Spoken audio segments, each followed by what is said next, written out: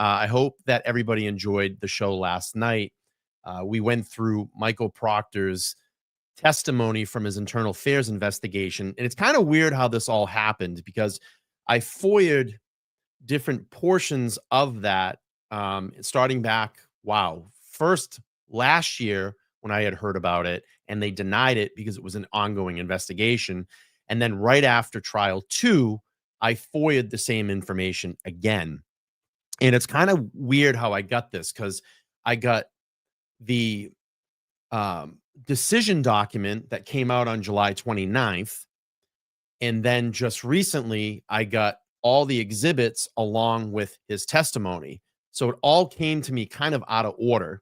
And what I want to do now that I have the exhibits, I want to go back tonight to the final decision that the state police made on Michael Proctor. And now we can go actually into that document and look at and add the exhibits to it. So we can now have this fully, flush report that we can look at. So tonight I'm going to go through and I'm going to read the 15-page decision along and show the exhibits that match up with the portions of his decision report. So I think it will give it a lot more context. I posted all the exhibits the other night, but now that we can read through the finalization report and go back and match up the exhibits to each section of the finalization report, I think it's going to give final context or give us context to what those exhibits were stated in the report. So lots of reading to go through again tonight. It was funny. I was talking to Nan. She's like, my eyes are blasted. She's like, I need to go home. And she took today off. She's like, I'm going to go home and lay down, just rest my eyes. Yeah, we did a lot of reading last night, and this shouldn't be too bad. I mean, it's only 15 pages. So we'll go through it tonight. I'm looking at my other screen right now, but we'll go through it tonight. Really nice. But before we do that, we're going to let everybody get into the chat room. Sorry for the audio delay in the beginning. But now that we can go back, like I said, we'll go back and do this. Nice to see everybody here. Susan's here. Britt, and this is the thing, like I read through this decision report with Todd and Nan about two months ago, and it's probably not fresh in everybody's head, but since the show was so great last night, we'll go back and read through this and match up the exhibits. So let's see. Thank you, Katrina. I appreciate that. Thank you so much. And a lot of people can hear. All right, perfect. Now they're going to hear me.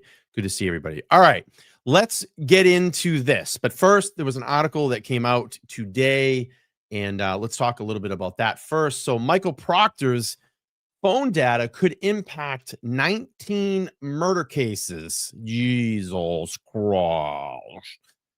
Ted Danner reports the fallout from the phone records from former Massachusetts State Police Detective Michael Proctor could be larger than initially estimated, potentially impacting up to 19 murder cases, according to recent court filings. The 19 defendants are charged with murder or in connection to a murder in Norfolk County, with many still awaiting trial. The oldest case is from 2017. Cornell Bell, who was arrested for a deadly stabbing in Weymouth that year. He was tried, convicted, and sentenced to life in prison without parole in 2022. The state police fired Proctor in March, citing in part he seemingly was biased in vindictive text messages revealed in Karen Reed's first trial for the death of John O'Keefe. And this is the thing, and we talked about this last night on the show.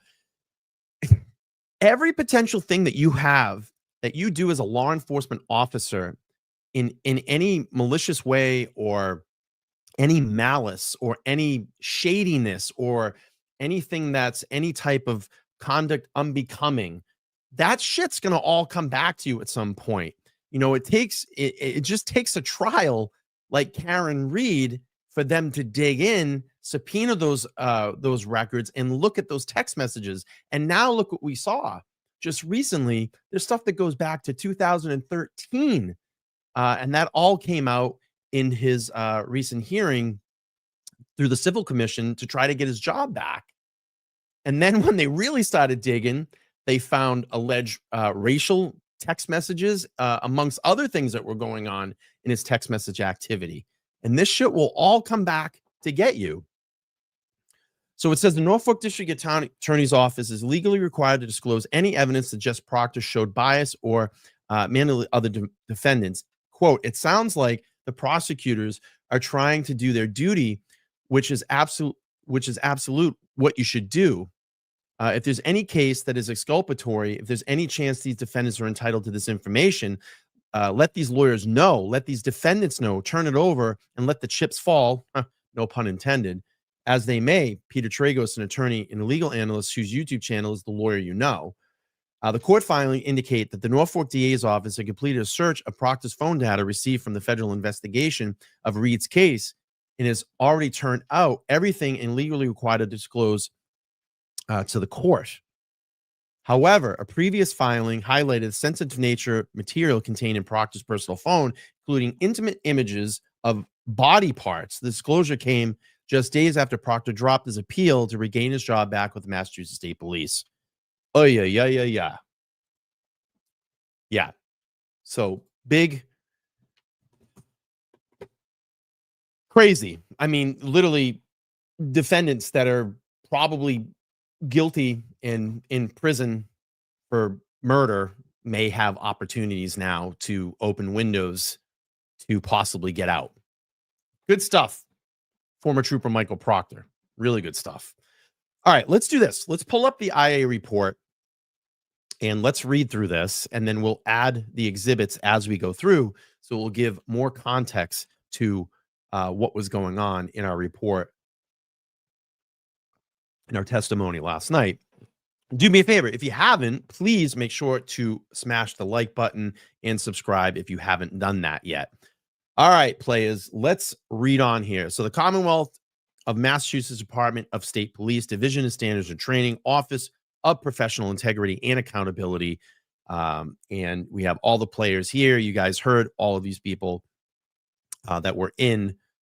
We heard Dwyer's name last night, and this is obviously going to Michael Proctor. So on March 4th, 2024, I was assigned to investigate this matter.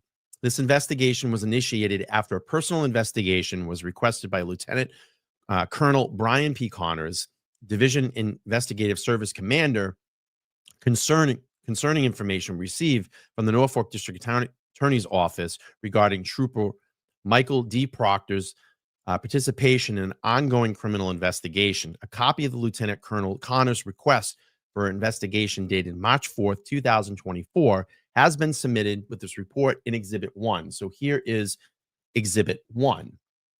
And you can see it's from Connors to Richards, and it's a request for an investigation. Obviously, Michael Proctor respected request and investigation to the information received from the Norfolk County District Attorney's Office regarding Trooper Michael Proctor's participation in an ongoing criminal investigation. Respectively submitted, Brian P. Connors. All right, let's close that. We'll go back to the report. Everybody following along okay so far? So here we go. Paragraph 2, the ongoing criminal investigation referenced in the request for investigation to the Commonwealth versus Karen Reed. Miss Reed was charged in relation to the death of John O'Keefe, who was a Boston police officer. The State Department Police Detective Unit for Norfolk County conducted, this criminal investigation. The investigation was initiated on January 29, 2022, after Mr. O'Keefe's body was found on the front lawn of a residence in Canton. I still cannot get over that no one would go up to that house and literally knock and say, can we talk to some people? Who is here? I mean, like I said, I've always said this too. If this happened to me, my mom would be the first person over there in the morning, literally knocking on the door, asking some tough questions like, what happened? Did anybody see anything? So let's see. The investigation was initiated on January 29, 2022, after Mr. O'Keefe's body was found on the front lawn of a residence in Canton. Trooper Proctor, who was assigned to Norfolk at the time, was the primary investigator. The Norfolk District Attorney's Office advised the department that they had notified by the U.S. Attorney's Office that there was a federal investigation that Trooper Proctor was part of that investigation, and the contents of Trooper Proctor's personal cell phone were obtained. It was discovered that Trooper Proctor sent messages of derogatory, defamatory nature about Miss Reed. The NCDAO did not provide the department with any documentation pertaining to the text messages. The notification was verbal only. The department advised that any members who was informed of these text messages were required to sign a non-disclosure agreement, that's an NDA, that limited their ability to speak about the contents as request for the disclosure by the NCDAO. The department subsequently initiated the personal investigation. Thank you so much, Turbo's mom. I appreciate that. Thanks for being here. It's totally fixed from the start. Totally fixed from the start. Hopefully everybody's following along okay. All right, so here we go. Let's see. And then we're going to get into some more exhibits here that I'll be able to show you guys. Master page. All right, let's get rid of this. Good stuff. You guys are awesome. I love it. How much time? It's just so wasted time to do that, isn't it? It's just so much wasted time. Like, who does this? It's like 8:46 at night and you're in here like trolling. I love it. We're so in your head. I love the fact that you watch. You watch all the shows. I don't care. I mean, I'm getting the click and view. It's good stuff. All right. Anyway, on March 4th, 2024, Detective Lieutenant John Gosling, out of the Office of Professional Integrity and Accountability, OPIA, sent a subject notification letter to the department email of Trooper Proctor.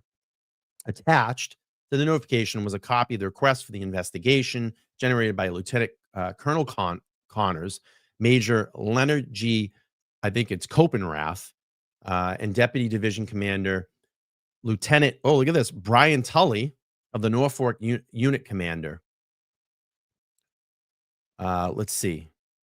I lost my spot. And Trooper David Stewart, State Police Association, Massachusetts, that's spam representative, and also provided a copy of the subject notification letter on March 19, 2024.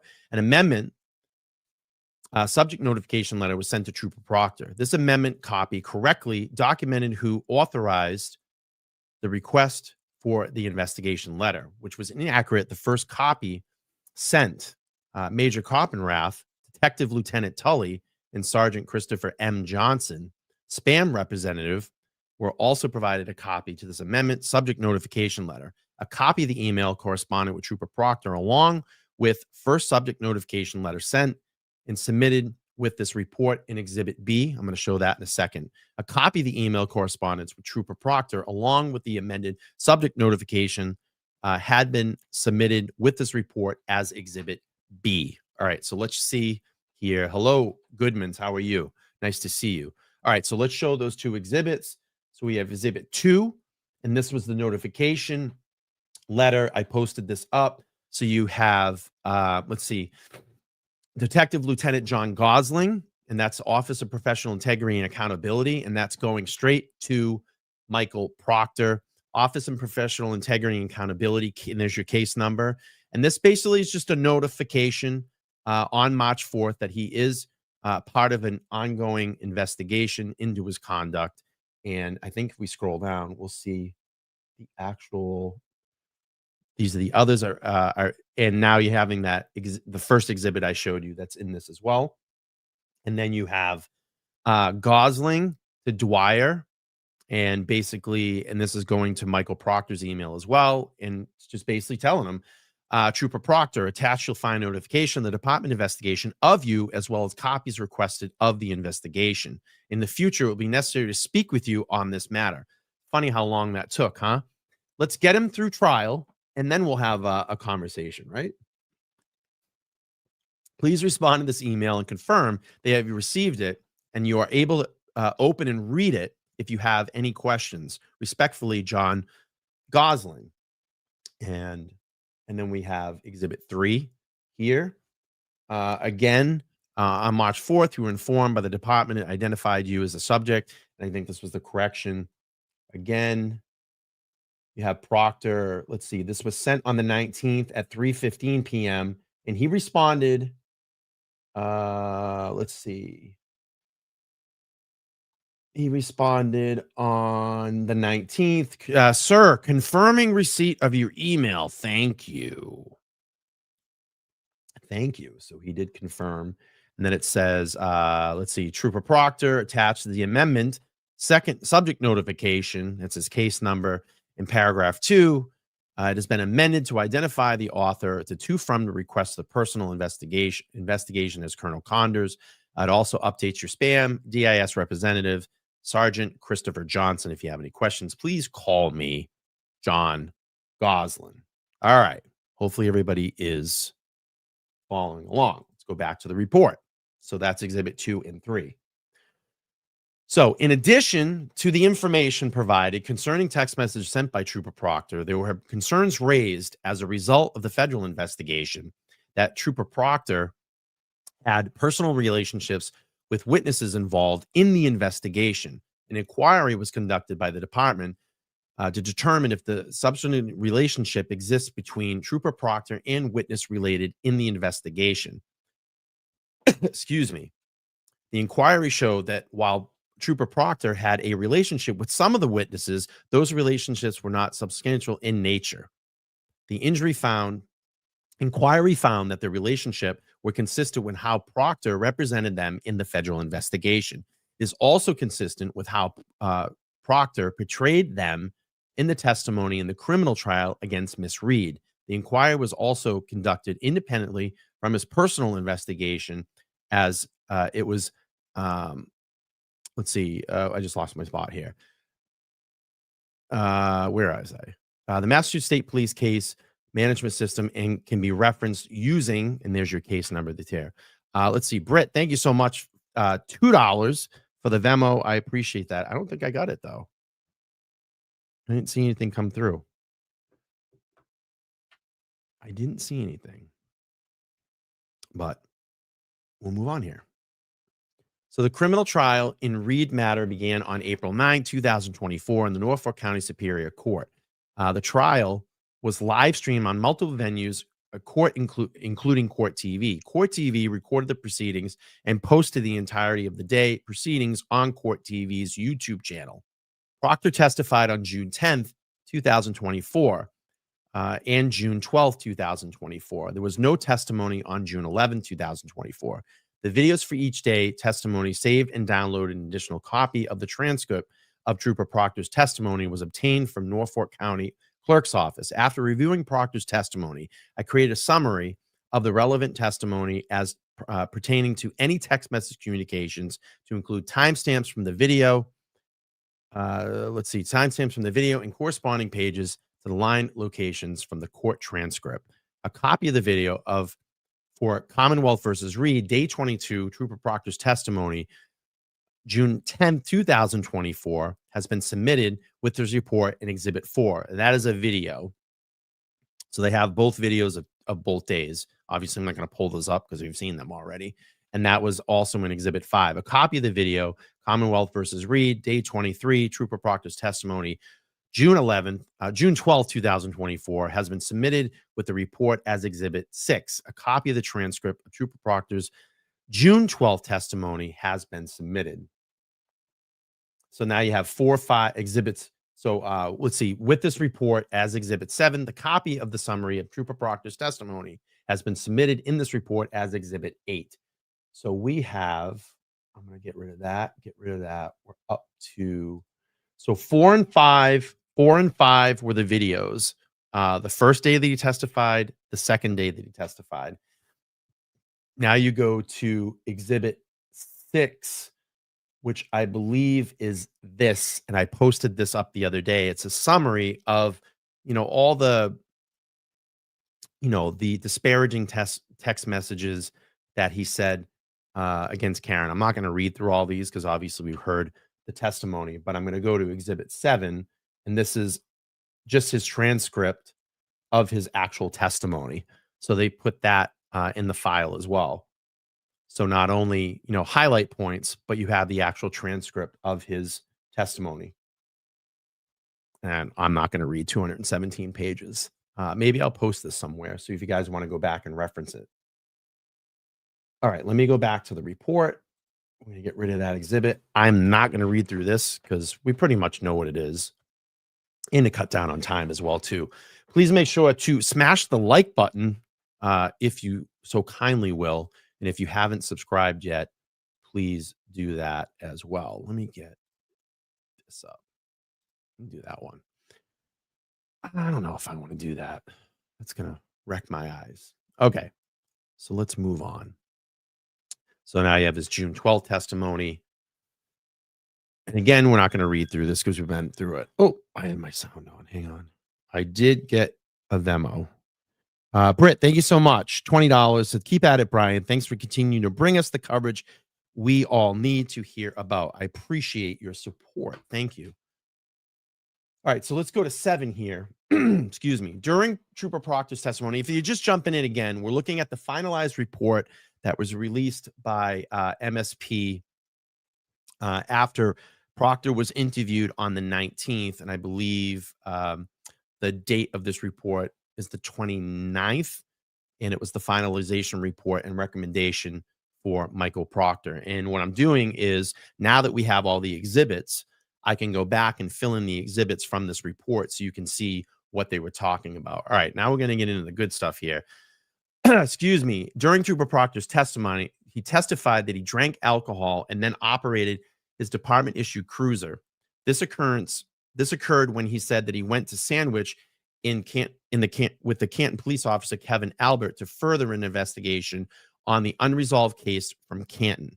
He testified that he had stopped for dinner and had a few beers. I find this kind of funny in his testimony. You know, us New Englanders and people that are here from Massachusetts, like I was talking about this, you go down the Cape, or you go down into, you start getting into the Cape, you start going to Sandwich, you start going to Chatham, whatever it may be, Plymouth. I mean, the places that you're eating at. I mean, the spots to stop at. And I thought it was really funny that he said he couldn't recall the restaurant. He knew everything else about that day, but couldn't recall the restaurant that he ate at that day with Calvin Albert. And I found that to be like really weird, because there's probably only like a few spots that you would even stop at. And, he just says, oh, I can't recall the restaurant that we ate at that day, but knew all like other little pieces of information. I don't know. I just think that's weird. So it says, stop for a few beers. After being questioned by the defense counsel, he acknowledged that he was in his cruiser for these events. God, I hope I'm not going to lose my voice here. Proctor also acknowledged that he occurred on July 19, 2022. Detective Lieutenant Gosling confirmed that the pay station entries show that Proctor did work his regular scheduled shift, 8:30 to 5 p.m. On July 19, 2022, he also worked overtime on July 19, 2022 from 5 p.m. until 10:30 p.m. Lisa says, all lies from his mouth. Yeah, absolutely. So it says the note on his overtime entry reflects that he was working on an unresolved case from Canton. This is the same information is also reflected in the SPDU Norfolk Daily Administrative Journal for July 19, 2022. Detective Lieutenant Gosling also was able to confirm through an automatic vehicle locator, that's an AVL. Remember those switches they can turn off? Click, click. The ones Ted Daniel was just writing about and reporting on a couple days ago. For Proctor, a signed cruiser at the time, Proctor left his home at 8:28 a.m. and ultimately returned home at 10:54 p.m. These times coincide with work hours Proctor submitted as being worked. Multiple attempts were made to contact Kevin Albert. I like this. Kevin Albert for an interview. Those attempts have been unsuccessful. Unreal. So go down there and fucking just go down there, knock on his door, go to the department. I mean, let's go.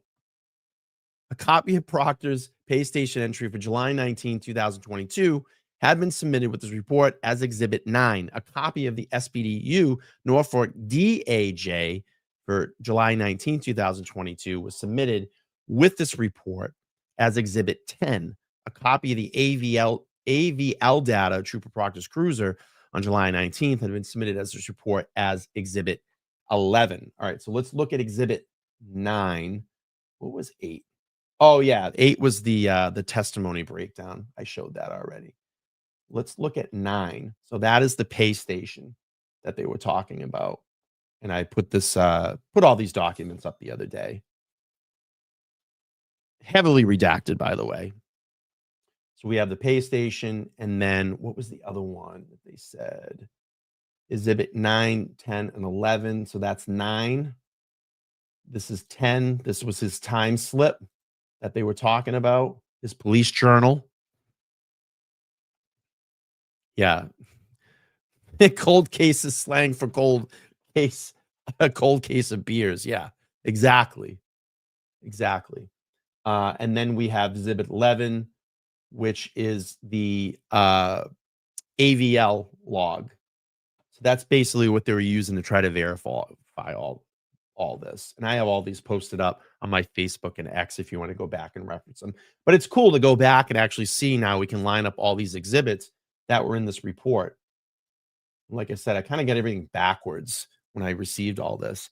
All right, let's go here. On July 8th, 2024, I was sent the subject call-in letter via the department email to Trooper Proctor. Trooper Proctor was directed to attend an interview at General Headquarters in Framingham on Monday, July 15, 2024 at 10:30 a.m. As Trooper Proctor was transferred to Troop X, I also provided a copy of the lieutenant of the subject calling letter to Major Timothy Curtin, Troop H Commander, Captain Robert Keeney, and Troop H Executive Officer Sergeant Johnson. A copy of my email correspondence. What am I doing here? With Proctor, along with subject calling letter I sent, had been submitted with this report as Exhibit 12. All right, let's show Exhibit 12. Excuse me 1 second. Let's see. That's right. Yes, the Treehouse Brewery. It's funny. I received something about that the other day. Let's see. Yeah, someone wrote me the other day or yesterday about this. So I'm not going to say who it is, but they said, keep up the great work of reporting. Concerning the treehouse, in the summer of 22, it was near impossible to get a reservation. Reservations were out at least 2 weeks. You probably could ask anyone that worked there how popular it was. And that's supposedly the restaurant they were at or said they went to. They had a setup where there were 2 shifts. I believe it was 4, 6, and 6, 8 to move people aggressively through. More than likely, the only way they were able to get in there was with a reservation or forward planning. That's interesting. Thank you for that. Uh, all right. What do we do? What was I showing? Exhibit 13 or 12? Exhibit 12. So here's the call in here. You have from Kevin Dwyer. We saw Dwyer asked a lot of questions in the testimony. Yes, in the investigation testimony, and you have it going to Proctor, Office of Professional Integrity and Accountability case. Again, keeping him aware that he's the subject of official professional investigation and integrity investigation. Prior to the conversation with you, I advise you're advising his rights and a lot of basically where he's going to meet, time he's going to meet. You have all the carbon copy people that are on this as well, and they are sending it and attached out to Proctor's email. And that's on that one. And then you have, let's see, did we get to 13 yet? Okay, so we have at the request of Trooper Proctor's attorney, Daniel Moynihan, his interview was scheduled on Friday, July 19, 2024 at 10:30 a.m. On July 12, 2024, I sent the subject call-in letter via the department email to Trooper Proctor. He was advised that his interview had been rescheduled, and he was directed to attend the interview at General Headquarters in Framingham on Friday, July 9, 2024 at 10:30 a.m. I also provided a copy of the subject calling letter, Major Curtin, Captain Keeney, and Sergeant Johnson. A copy of the email correspondence with Proctor, along with the subject calling letter I sent, has been submitted in this report as Exhibit 13. Okay, so let's take a look at Exhibit 13. So we looked at 12. This is 13. Again, pretty formality, pretty much the same thing that we saw in Exhibit 12. I have all these up on my Facebook page if you want to go through and read through them. It's basically the reschedule, and you can see it here, Friday, July 19th, 2024 at 10:30 a.m. And they're obviously sending that to Proctor's email. So that's that. All right, let's move on. So we're getting to Exhibit 14 and 15. So on July 19th, 2024, along with Detective Lieutenant Jeremy Sweeney, an interviewed Trooper Proctor at General Headquarters. Proctor was accompanied by Sergeant Johnson, that's his rep, Attorney Moynihan, and Attorney Michael Diastefano. Trooper Proctor was provided a copy of the Office of Professional Integrity and Accountability and Administrative Rights from prior to his interview, which was reviewed and signed, and this interview was digitally recorded with the constant of all persons presented in the later transcript. A copy of Proctor's signed administrative rights had been submitted with this report in Exhibit 14. A copy of Trooper Proctor's interview transcript has been submitted with the report of Exhibit 15. And obviously, we read through that transcript last night. So let's see his signed rights here. That was Exhibit 14. Don't need that. So here's 14. And you can see the entire interview may be recorded or by the department stenographer and confirmed with Section 1 to a current collective bargaining agreement executive between the Commonwealth of Massachusetts State Police Association, Massachusetts Collective Bargaining Agent for Unit 5A contract. You have the date that obviously the interview was on, the hours it was being recorded, the interview regarding professional integrity accountability case. You have the case number there, where it was, who was actually there investigating, and you have all the investigators who was being interviewed. You can see Michael Proctor. Let's see. And then you have the list of the attorneys. They added, looks like they actually wrote in and added an attorney. And it's just basically forming him of his rights. And you can see here, name of the complainant.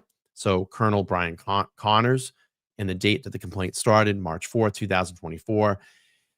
And you can see it here. Here it is. I, Michael Proctor, this July 19th of 2024, acknowledge and understand my rights and obligations regarding this interview. You can see the old signature of department member signature, and it was on July 19, 2024. And again, if you want to look at these documents, you can. They're on my Facebook page. You can find it at LTL Media. And it's just going to basically talk about his administrative rights. You can see it here. And that is the waiver of reading. All right. So let's go back to the IA report or finalization summary. Let's see. A lot of this is what we went through last night during the live. It's just going to basically lay out what they went through in the testimony. I'm not going to read through this here. I'm going to skip through here. Obviously all the awful things that he said, calling her whack job C word, weird Fall River accent, basically just laid out all of the testimony that we went through. And this is really the court testimony as well, too. I mean, we kind of knew about this. Let's see. Oh, I want to read this though.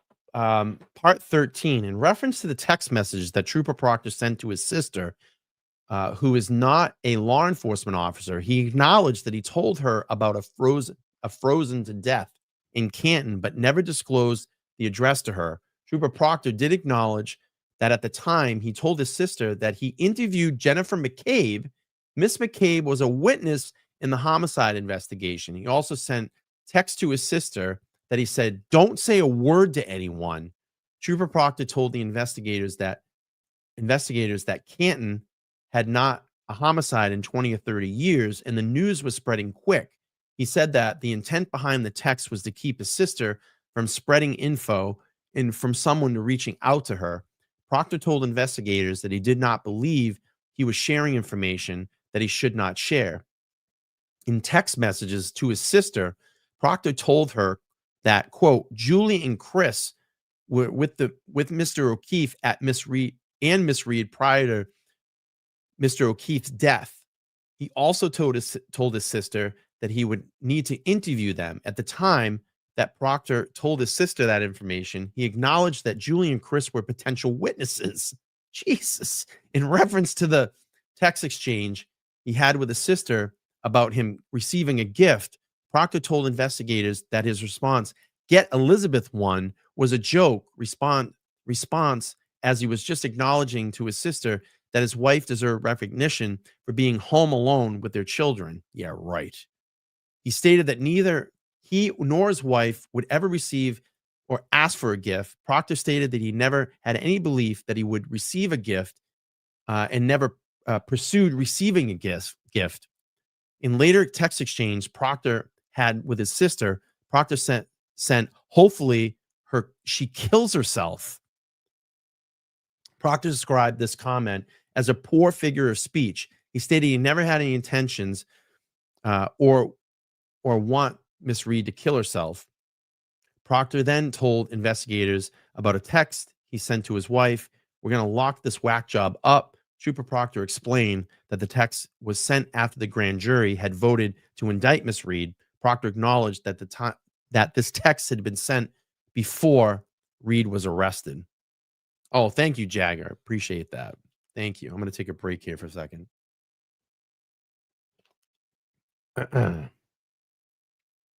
Let's see, chat. Let's see. Marina says this would be interesting to see the papers from the cold case and why would a state trooper and Canton cop be working together? Maybe that can be my next FOIA request. Maybe we're gonna look and see what they were investigating down there. This cold case. See if there was even paperwork.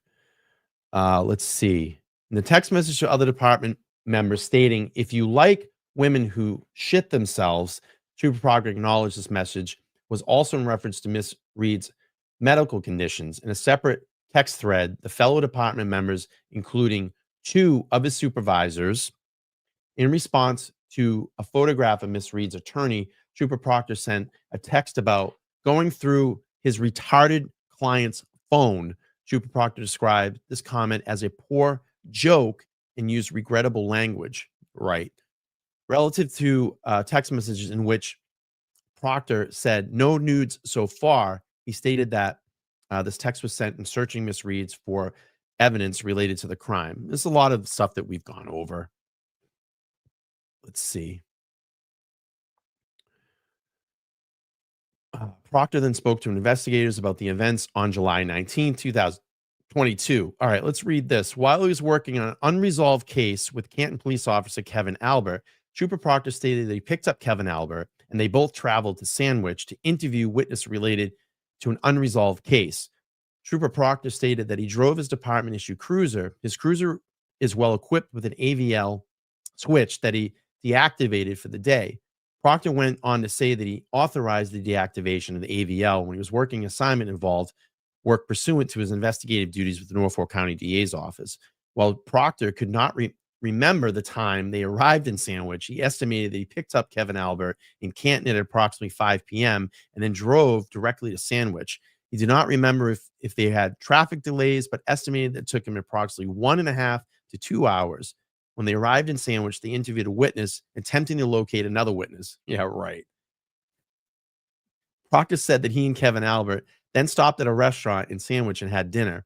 Proctor stated that he did have approximately 1 to 2 beers with his dinner.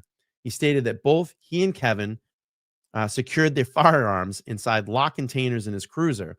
After they finished dinner, Proctor stated that he drove Kevin Albert home to Canton, dropping him off at approximately 10:45 p.m.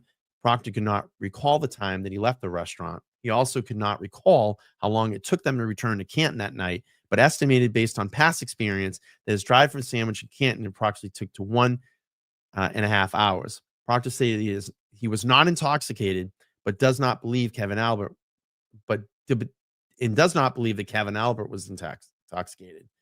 Proctor acknowledged that he did find Kevin Albert's badge in his cruiser the next day, and had not acknowledged of what happened to Kevin Albert's firearm.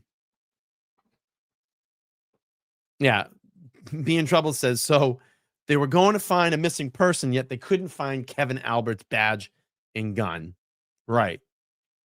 Proctor asked if any information did not come out at the trial existed on his personal cell phone that is relevant to the investigation or could be viewed as damaging to him in the department. Proctor stated that he does not believe any of this information could be viewed as damaging to him as a department, and also does not believe that there's any information that could be viewed derogatory, defamatory, or offensive. Trooper Proctor was also asked if any information existed or exists on any sources, including work cell phone, that is relevant to the investigation or could be viewed. Again, this is a lot of just review. A copy of the most recent IA Pro Concise member history report for Trooper Proctor has been submitted with the report as Exhibit 16. All right, let's look at that. All right, we looked at 14. This is his testimony. We've already done that. Okay, this is interesting. So here is all his concise member history and all the things that he's been involved with basically through his career, all the incidences through his career. So let's see. You had, I'm going to blow this up a little bit more.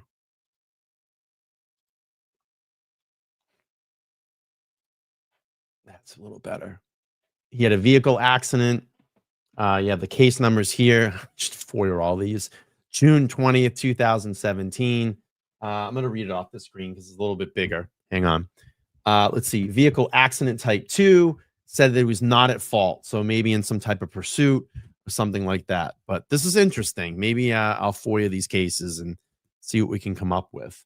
And then we had another one on January 14, 2018. Again, involved member, vehicle pursuit. Let's see. Action taken, closed, filed, PRC complaint with pursuit policy. He didn't have any type of suspension or days. He was involved in another vehicle pursuit accident. Here's your case numbers here. Actions taken, filed, PCR complaint, and pursuant policy. You had an involved member, vehicle accident, allegations, vehicle accident type 1, ACC at fault, December 14th, 2018. Actions taken. It was closed and filed January 8th, 2019. He got a verbal counseling on that one. Oh, that would be very interesting. Maybe that one I should really dig into and see what happened. Why he got a verbal counseling. Oh, look at this. Involved member, use of force. Case number received on March 1st, 2019. Use of force, verbal direction, control technique, effective, not effective, not effective, effective, service being conduct, not used. And then you have a travel and training case number back on April 7, 2023. And then you have the, let's see, involved post recertification, February 6, 2024. And this is where it all starts to fall out on him. You have an internal investigation, obviously March 4th, 2024. That's what we're talking about here. And then the involved duty status hearing received on July 2nd, 2024.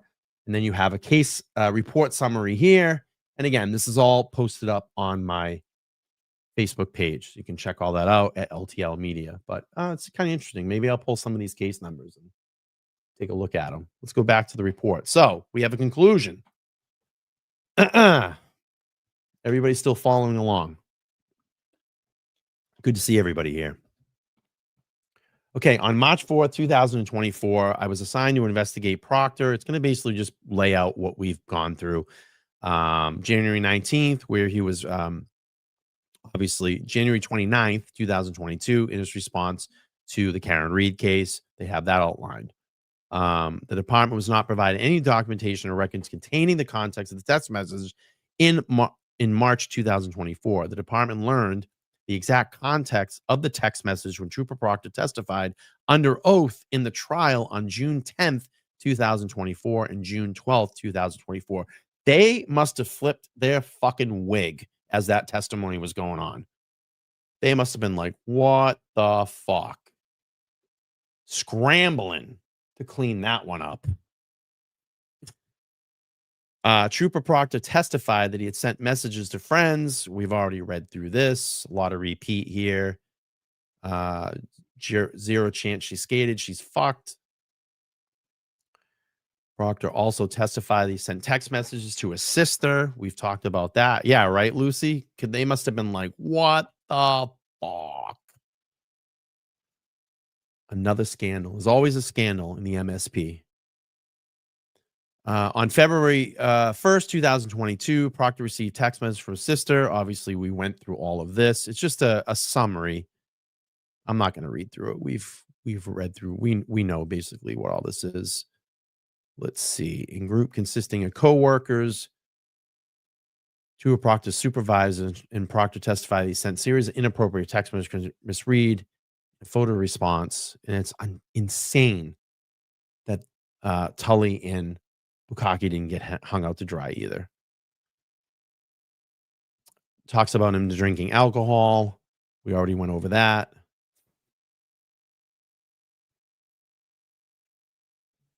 Additionally, Trooper Proctor shared his personal friends and family members specific information about facts of the investigation. Proctor acknowledged that these individuals are not law enforcement personnel, as they are not enforcement personnel. There was no reason to provide them with any information related to this case. We'll move on. After reviewing the testimony provided by Proctor related to the text messages, we've heard this already. Oh, okay. Let's see this. He says that was directly influenced by his personal feelings about Miss Reed and just demonstrated that he acted in an unprofessional manner that was demeaning to Miss Reed and cast the department into disrepute. All right, good stuff, Proctor. All right, so we have the recommendations here. After the review of available information contained within the report, I respectfully request this case to be closed with the following findings regarding the allegations between January 29th and 2022 and February 1st, 2022. Proctor provided information about a homicide victim to a non-law enforcement personnel, and the incident supported by sufficient evidence to provide the employee misconduct. That was sustained. Regarding the allegations between January 29th and February 1st, Proctor provided information to potential witnesses in a homicide investigation on law enforcement personnel, an incident supported by sufficient evidence to provide employee misconduct. That was sustained. Regarding the allegations between January 29th, 2022 and June 9th, 2022, Proctor provided information about potential investigation steps to police actions related to homicide investigation to non-law enforcement personnel. The incident is supported by sufficient evidence to prove employee misconduct. That was sustained. Part D, regarding the allegations that multiple dates between January 29th and June 9th, Proctor sent derogatory, defamatory, and or disparaging text messages. Let's see. Incident support sufficient evidence to provide misconduct. That was sustained. Regarding the allegations of February 1st, 2022, Michael Proctor engaged in behavior to accept a reward gift. Am I reading this wrong? Doesn't make any sense to me. There's evidence to support or disapprove. I think I'm reading these wrong. Right? No. Am I reading this wrong? That was not sustained. Regarding the allegations, the date between maybe I am June 9th, 2022 and August 17th, 2022. Yeah, I'm right. These are lining up right, but that doesn't make any sense to me. Why would he not get nailed on part D? That doesn't make sense to me. Why was that sustained? Let's see. Part F. I gotcha. They couldn't prove the gift. Okay, because I'm like, what? Regarding the allegations on dates between June 9th and 22 and August 17th, 2022, Proctor sent derogatory. I already read that. Sustained. And regarding the allegations that on July 19, 2022, Trooper Proctor consumed alcohol while on duty in an incident, the incident is supported by sufficient evidence to prove employer misconduct. That was sustained.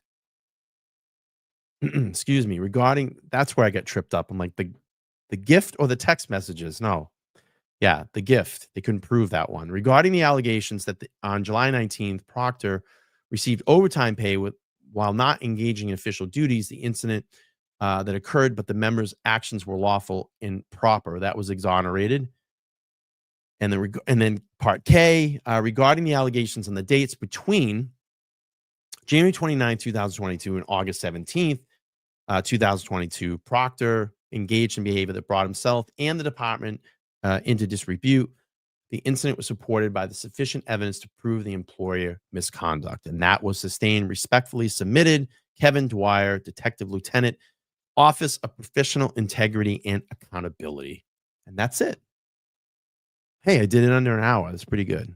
A lot of it was a lot of repeat, though, too, of things that we have already gone through. So, yeah, I mean, I just wanted to, yeah, Tully's got to be next. And I am trying to get their internal uh, investigation reports, but I think that's still ongoing.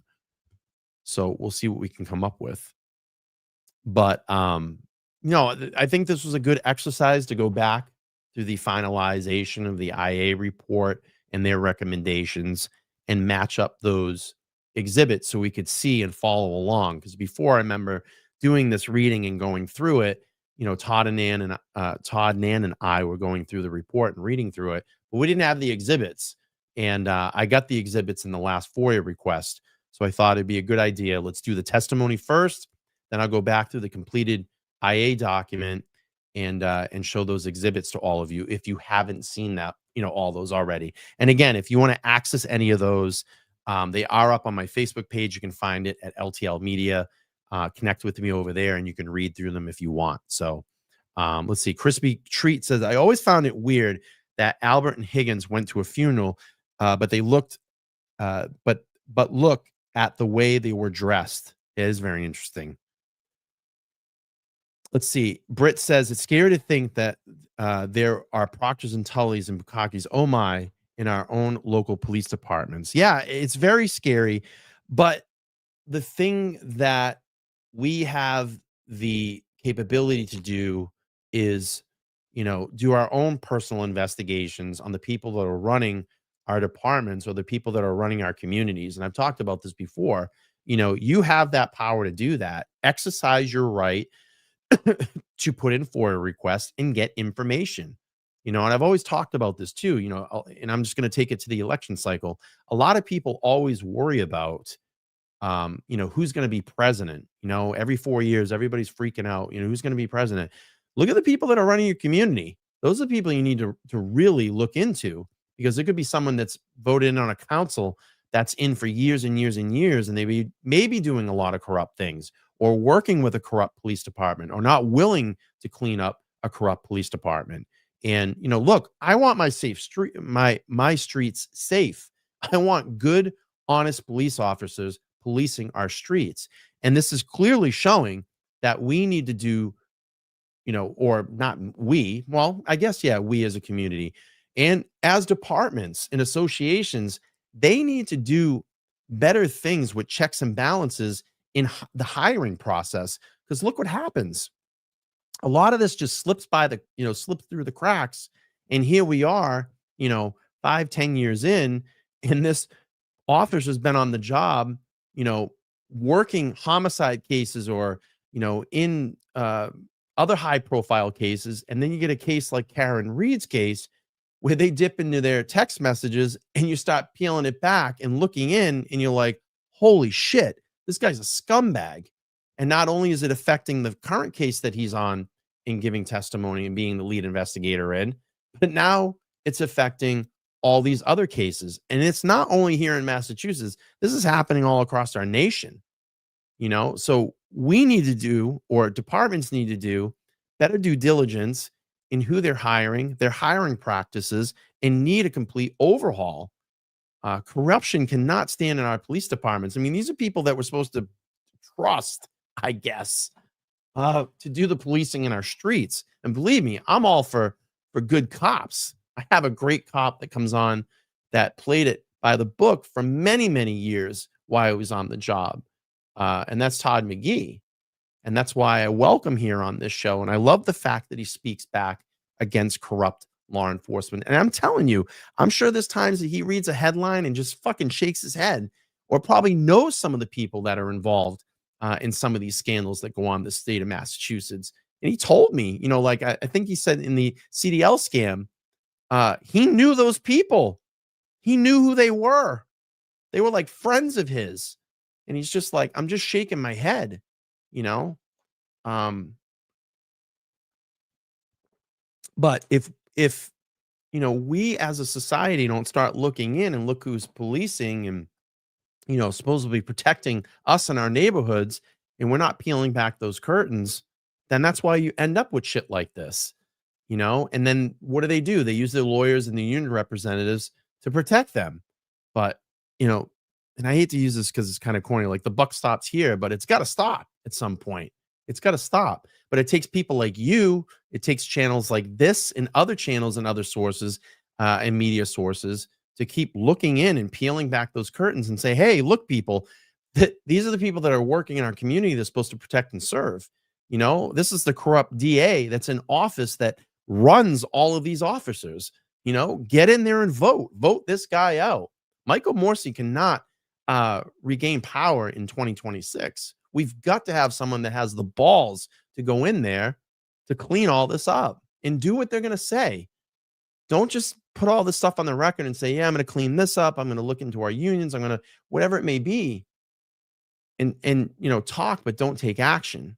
We need a lot more action here in Massachusetts and clean this up. We have to get rid of the scandals and get all these shithead police officers out from protecting, supposedly protecting our streets and doing the right thing. So I thought this was a good exercise to go back and go through. I'm still waiting on a lot of information to come through. I actually, ironically enough, I don't know if you follow me on Twitter, I actually got another call from Mass State Police today at about 3 p.m., but I was at work and I couldn't answer the phone call. But I actually ended up calling my contact at MSP that is a legal counsel. His name is Joshua Riley.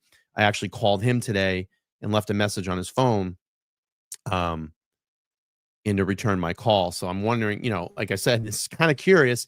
We've had a lot of open conversations on X about FOIA requests. Corey Hopkins has kind of blown the door wide open. I've been tagging her all these posts, and I find it funny. I've had FOIA requests that have been sitting there for 4 or 5 months, and now all of a sudden they're being reviewed and given, the information that I'm wanting is being given to me. So, she sparked something in the MSP with, reaching out and saying, hey, if I'm not going to get these documents, I'm going to sue you. And look what she's doing. She's doing a phenomenal job. And I communicate with her almost on a daily basis and just go back about these requests and have them openly. We have those conversations openly. So, they know that we're looking for the information. And I just find it funny. Someone's got to be watching that all of a sudden we're getting these. But good stuff here. And I have some FOIAs that should be getting answered soon. Once I get that information, we'll get it all out to you and we'll do some more lives about this. So, again, real quick show tonight. I did it under an hour. I thought it was going to take a little bit longer, but it was good to see everybody here. I appreciate everybody supporting the channel. If you haven't subscribed yet, please make sure to subscribe, comment. And I love you guys. I love you guys to death.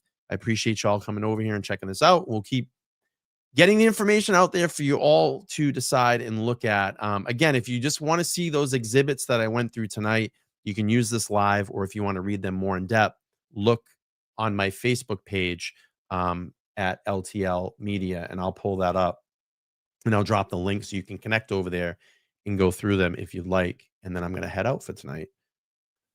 Let's see. I'm going to drop the link in the chat. Follow along. Mimi, it's so good to see you. I know I miss you too. We got to talk again soon. And keep in mind, Karen Reed has a civil hearing coming up on November 21st. So that is going to be her next hearing. I don't know if this link went through. There you go. Marina, thank you so much for the $4 super sticker. $5 super sticker. I appreciate that. Yeah, I mean, Crispy Treat says they need to quit transferring bad cops to new places. Once you screw that up, you shouldn't be able to. Yeah, I agree. I totally agree. All right, everybody, I'm going to get out of here. Thank you so much. Please make sure to smash the like button. I will talk to everybody soon. I don't know when my next show is going to be. Hopefully, we get some more for you tomorrow, and I can come on here maybe on Sunday and do another show for you and see what we got. See what we got. And I'll keep the Foyers under wrap until we get them, and then we'll do some shows. But everybody have a good, Thursday night. Have a good rest of your Thursday night. I'm going to get off and relax and watch some TV and hang out, answer some emails, and that's it. But it's really good to see everybody. Please make sure to like, share, and subscribe. I love all you, and thank you for supporting my channel. It means a lot. It really does mean a lot. We have a great chat over here. Shout out to all the members. Thank you, my moderators that could hang out tonight, and I'll see everybody soon. All right, I'm out of here, everybody. Have a good night. Bye.